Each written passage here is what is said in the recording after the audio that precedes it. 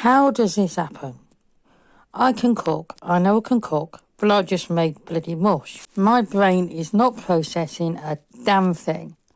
This has happened the last few times now when I've gone to cook something.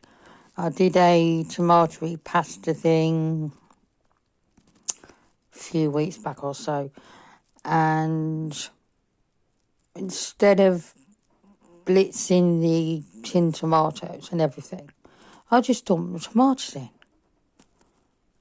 So I had to make it work, and I did.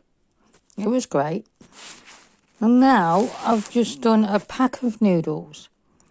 And instead of measuring out the water, which you're supposed to do, and which I normally always do, I just dumped it in a load of water. What is wrong with me? I mean, just look at that. It looks like mush. It actually tastes amazing. I put some pork in there, some peppers and some onion, which I did. I also added some tomato puree, some chili powder, some garlic and some ginger, and the flavour sachet that came with it.